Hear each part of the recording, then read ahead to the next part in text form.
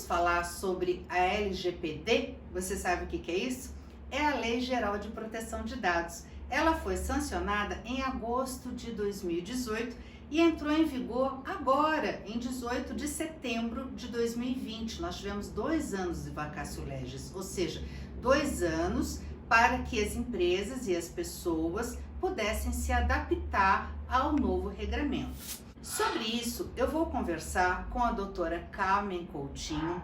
Muito obrigada por estar aqui conosco, doando o seu tempo para compartilhar conosco, com os internautas, os telespectadores, um pouquinho da sua experiência e de todo esse conhecimento que você tem sobre a LGPD. Doutora Carmen, qual que é a principal função da LGPD? E como é que a gente pode entender o que é e como ela se aplica no nosso dia a dia? Bem, a função principal da LGPD é organizar a nossa vida em sociedade, porque cada vez mais a sociedade está dinâmica, as informações, nós estamos na era da informação, tudo flui, tudo acontece, as informações correm a todo momento e nós precisamos ter proteção.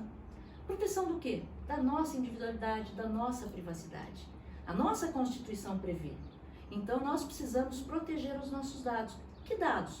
Os nossos dados pessoais. O meu, o seu, quem está assistindo a gente agora, os dados das pessoas naturais.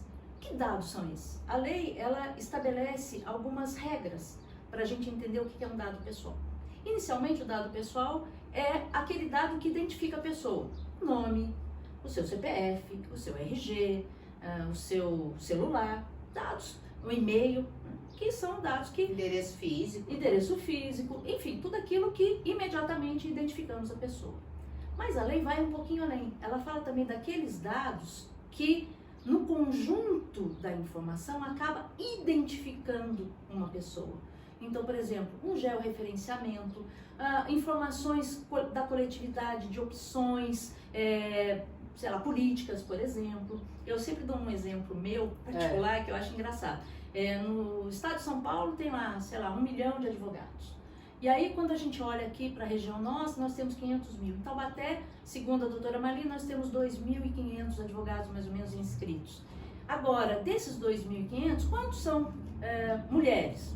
Tá, uns 1.800. E dessas mulheres, quantas estão especializadas na Lei Geral de Proteção de Dados? Será que é a doutora Carmen? Bom, cheguei nela sem falar o nome dela. Então, quando eu consigo coletar informações que eu consiga identificar uma pessoa, a LGPD também trata dessas questões. Olha que interessante. Além disso, nós temos os dados que a gente chama de dados sensíveis. São todas aquelas informações das pessoas que podem vir trazer constrangimento, discriminação. Então, vida sexual, política, religiosa, ideologias, né? Crenças pessoais. Perfeito. Tudo que venha. Testes psicológicos. Sim. Informações de saúde. E também prontuários médicos, claro, psiquiatra. Toda a área de saúde. ASO, atestado de saúde ocupacional. CID também é? CID. Aliás, vou começar com um exemplo. Certo. Eu recebi a semana passada um atestado médico de um cliente meu e nesse atestado vinha uma observação do médico dizendo que aquele paciente autorizava a publicação e a divulgação do CID. Olha como ele já está alinhado. Mãe advogada. Provavelmente. Então, dados de criança também são dados sensíveis. Porque a criança não tem aquele senso, né, de saber o que é certo, o que é errado, ainda ele não tem o julgamento, o que é bom para ele. Né? Então, a questão, há um tempo atrás, do TikTok, teve um problema sério com o TikTok, que é esse dispositivo para brincar. Esse app, né? Isso, que também teve uma questão de vazamento de dados. Então, a gente tem que tomar cuidado. Então, voltando, nós temos os dados da pessoa física, seu nome, RG, CPF, os dados que identificam a pessoa, georreferenciamento, contextos sociais, e eu tenho os dados sensíveis. Dados bancários são sensíveis? Não, são sigilosos. Entendi.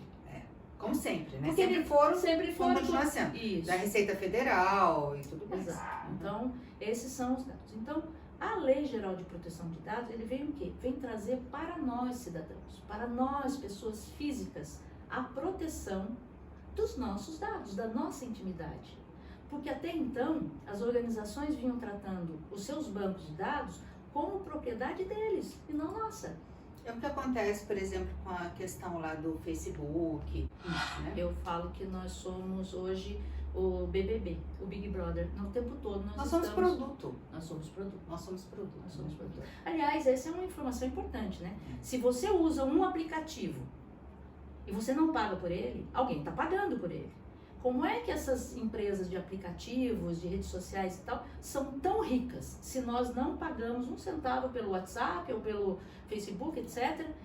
De alguma forma isso está sendo monetizado, está sendo comercializado. E as pessoas precisam entender que esses dados são dados que devem ser protegidos por nós e por quem usa esse dado. Então, quem é que é o usuário? Na lei fala de controlador. Controlador quem é? São todas as organizações ou profissionais que utilizam dados para prestar um serviço ou oferecer um produto. Isso inclui, por exemplo, todos os prestadores de serviço, como advogados, contadores, empresários e tudo mais? Sim. Então, não se aplica só a startups, fintechs, empresas de tecnologia em geral? Não, ela se aplica a qualquer organização pública ou privada e até profissionais liberais que precisam de dados para prestar um serviço ou oferecer um produto. Então, me veio à mente aqui. Vamos dizer que uma empresa está fazendo um recrutamento para o preenchimento de uma vaga em determinado setor. E ela está, então, acolhendo essas pessoas que vão em busca da vaga, que levam os seus currículos e tudo mais. Nesse caso, se aplica a LGPD? Sim, porque o currículo já é um histórico da vida da pessoa. Já tem dados pessoais dela ali que vão identificá-la como profissional, a sua experiência profissional, o seu nome, o seu endereço, o seu contato, enfim, tudo está ali. A lei, ela prevê que, e essas sanções só vão acontecer a partir de agosto de 2021, sanções e penalidades. Ela especifica algumas sanções, como uma simples advertência, o bloqueio de um banco de dados, que pode ser fatal para uma organização, mas ela também prevê multa, que vai de 2% do faturamento bruto de uma empresa, chegando a 50 milhões de reais. Quando que essas multas, essas sanções vão ser aplicadas? Quando houver a evidência de que um dado foi violado, foi vazado. Um dado depende da consequência desse dado. Vamos supor que eu tenho uma doença, né, e que traga-me constrangimento, ou quando eu for fazer uma seleção, um processo seletivo, eu tenha esse dado vazado e eu perca a oportunidade por conta disso. E eu me sinta prejudicada e faça uma denúncia. Isso pode chegar a uma multa, talvez. Então vai depender muito do caso a caso. Ainda vai ser regulamentada essa questão? Isso. A lei prevê algumas figuras. A do controlador, que é quem usa e trata do dado, e a gente vai falar sobre isso depois, hoje, ou em outra oportunidade, que é bastante coisa. Nós falamos do operador, que é quem operacionaliza, quem trata o dado, um contador, por exemplo, um data warehouse, né, que é essas nuvens que a gente utiliza para armazenar nossos dados. Esses são os operadores. Nós também temos a figura do encarregado do dado, que a gente fala mais bonitinho de PO, que é o Data Protection Officer, porque é assim que é falado na comunidade europeia, que é quem vai fazer a interface entre a empresa, que é a controladora dos dados, e os clientes e a Autoridade Nacional de Proteção de Dados, que é a ANPD. Que esta sim é uma agência que está em formação e é a que vai regulamentar uma série de atividades, entre elas as aplicações dessas multas e penalidades. Seria como uma agência reguladora que tem a ANEEL, a ANS, e agora vai ter uma específica para essa questão. Isso, já foi criada, ela está ligada à Casa Civil, então quem cuida é o Presidente da República, né? Então, essa agência, né, que é uma autoridade que eles te chamaram, é que vai regulamentar, inclusive, quais são as organizações que vão precisar de encarregado. Né? Qual a empresa? Porque pela lei hoje, no artigo 41, fala toda organização que controla dados pessoais terá que ter um encarregado de dados. Então, é bem pesado. Enfim, a finalidade pela qual esses dados são coletados é que precisa ficar muito claro.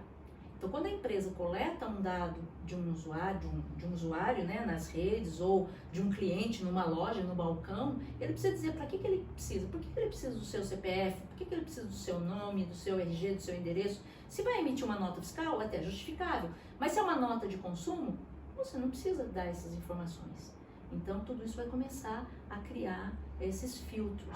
Eu tenho um cliente que ele é B2B, quer dizer, business to business, é uma empresa que trabalha para empresas. Eu falei, bom, vocês não vão precisar muito de LGPD, porque a lei trata de dados pessoais, não de dados de pessoa jurídica. E aí eu descobri que para eles receberem dos clientes, eles precisam divulgar a folha de pagamento deles. Então, a exposição dos dados é muito maior. A gente está criando uma série de regras, de dispositivos para anonimizar os dados. O que é anonimizar os dados? A lei também fala disso. São dados estatísticos ou informações em que você tem a informação, mas você não consegue identificar o indivíduo. Entendi. Né? Então, eu consigo rodar uma folha de pagamentos com 1000 funcionários, por exemplo, com códigos. E eu não consegui descobrir quem é quem dentro daquela planilha. Né? Então, a anonimização dos dados é prevista em lei para pesquisas, inclusive agora, nós estamos em época de eleição, né? Tantas pessoas votam sim ou A ou B. Quem são essas pessoas? Ninguém sabe, porque são anonimizados. E a ideia é exatamente essa. Não interessa quem é a doutora Virgínia, a doutora Carmen vai votar, mas sim qual é a pesquisa da população. Hoje, nenhum mais aplicativo, cookies, sites ou mesmo uma empresa física poderá coletar dados sem dizer para o dono do dado, o titular, o que ele vai fazer com aquele dado. Então, hoje não pode mais ser aquele termo de uso extenso, onde você dá um aceite único. Né? Então, por exemplo, eu baixo um aplicativo de edição de foto. Aí, conforme eu vou baixando, vai perguntar para mim assim, autoriza que eu acesse a sua galeria de fotos? Sim ou não? Sim, né? Porque se eu não der, não vai editar. Ok. Autoriza que eu identifique seu georreferenciamento? Não.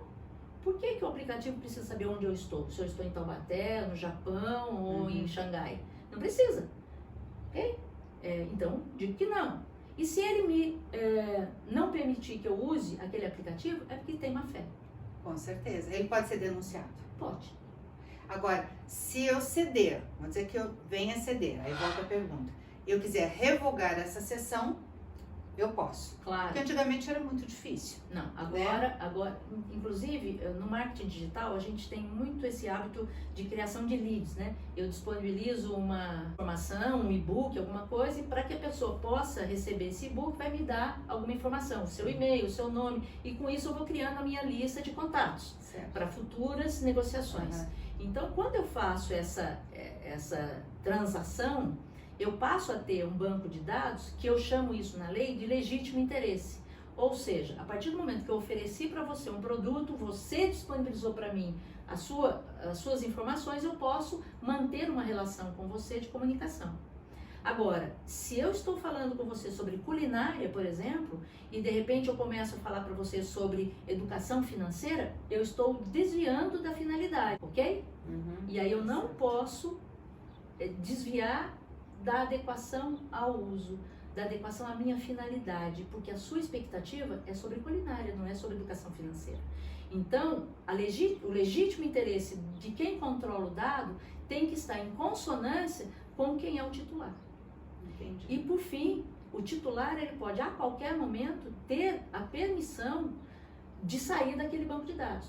Eu gostava de culinária, agora não quero mais, estou fazendo regime, não quero, não me interesso, eu saio daquele playlist, né? Daquela lista de dados. Eu tenho que ter essa autonomia, porque os dados são das pessoas e não da empresa. Entendi. Ok? Eu quero convidá-la para retornar ao programa, para a gente continuar esse bate-papo. Aceito. Espero que olha que beleza, já está aceito. Para a gente continuar esse bate-papo e sobre algumas profissões novas, figuras novas no mercado que estão surgindo, que são ótimas, até muito bem remuneradas. Você aguarde o próximo, então. Doutor, muito obrigada. Eu que agradeço, fico à disposição. Realmente eu gosto muito desse assunto. Eu tenho uma fascinante, né? Realmente é fascinante. E eu acho que a gente vai mudar nosso país. E isso é muito importante. Nós da sociedade. Obrigada, viu? Eu que agradeço. Gente, Um beijo, até a próxima!